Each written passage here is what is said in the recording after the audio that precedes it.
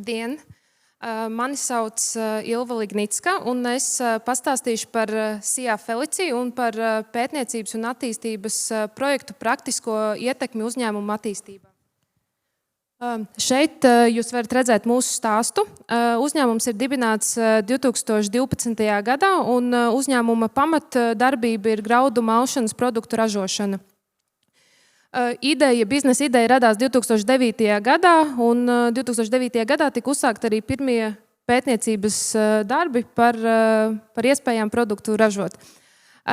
Būtisks solis noticis 2025. gadā, kad mēs uzbūvējām jaunu ražotni. Tādējādi mēs būtiski pacēlām savas ražošanas jaudas un arī devām sev iespēju ražot aizvien dažādākus un tirgumu konkurētspējīgākus produktus. Šeit var redzēt mūsu sadarbības valstis. Vairāk kā 10 gadu laikā mēs esam ar mūsu zīmolu produktiem un privātā preču zīmolu produktiem esam uzsākuši sadarbību 27 dažādās valstīs. Tā ir ne tikai Eiropa, bet arī ārpus Eiropas Apvienotie Arābu Emirāti, Ķīna, Koreja. Un noteikti redzam, ka šī izaugsme aug un kopēji eksportējam 90% no produktiem.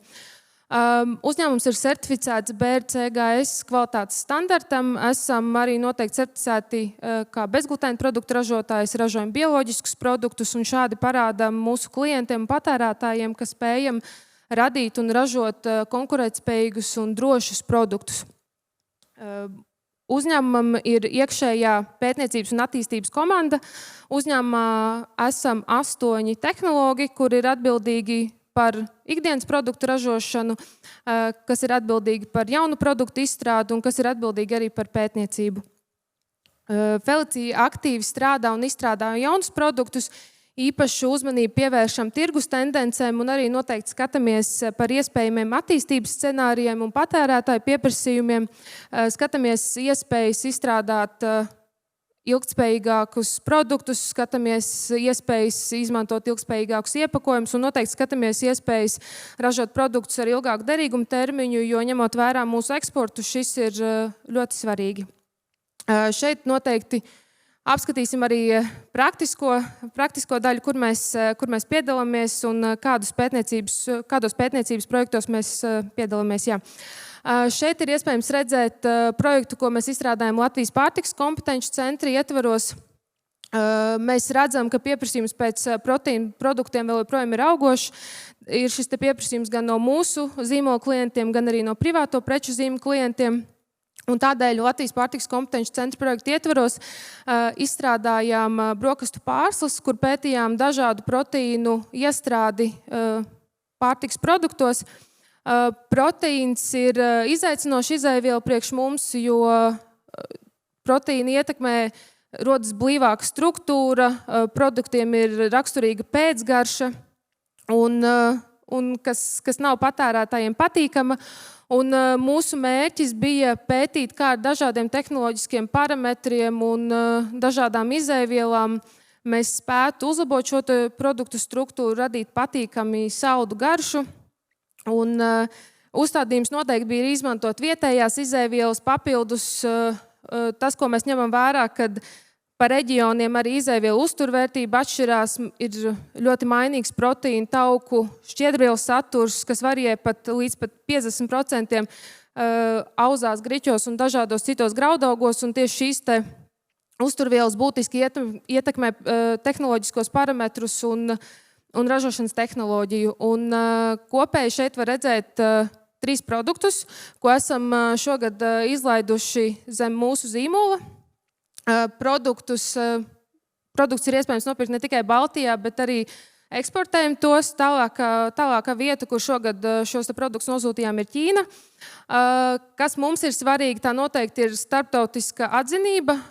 Šogad mūsu kolēģi piedalījās pārtikas izstādē Tuto Food un šajā kategorijā Wellness and Bio mēs ieguvām Better Future Awards. šādējādi parādot, ka šie produkti arī starp dažādiem Eiropas un ārpus Eiropas ražotājiem ir pieprasīti. Šeit ir iespējams redzēt produktu, ko izstrādājam Farmācijas, biomedicīnas un medicīnas kompetenci centra ietvaros.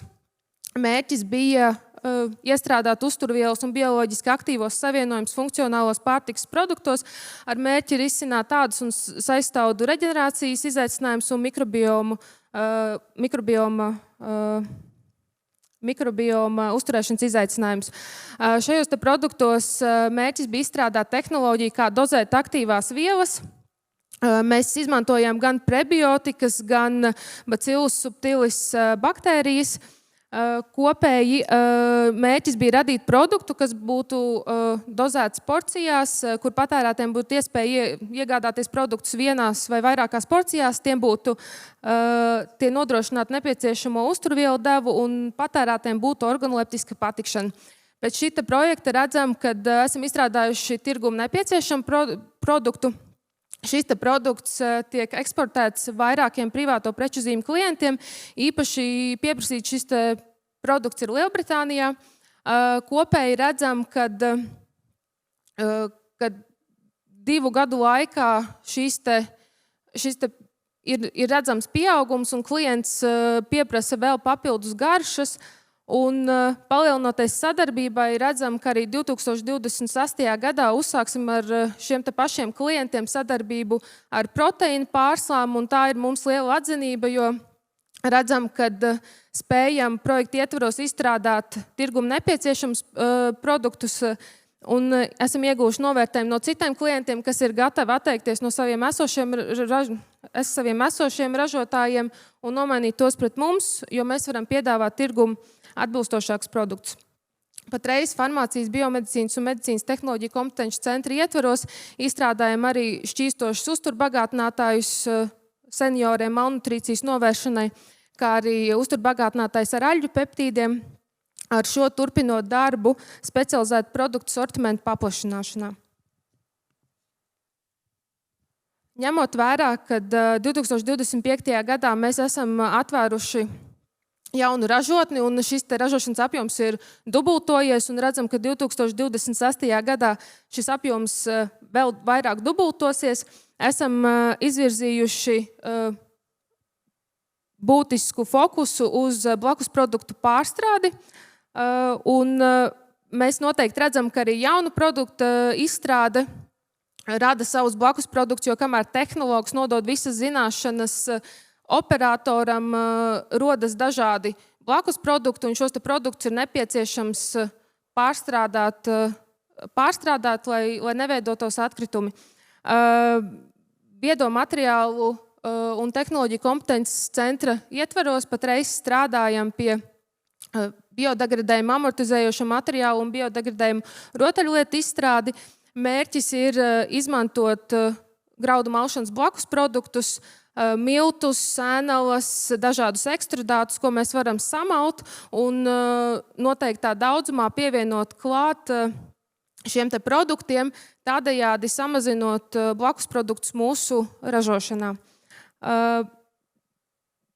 Mēs pētām noteikti arī amortizācijas spējas, un šis noteikti nav viss. Mēs redzam, ka šos atlikuma produktus ir iespējams izmantot ne tikai šādos produktos, bet arī citos.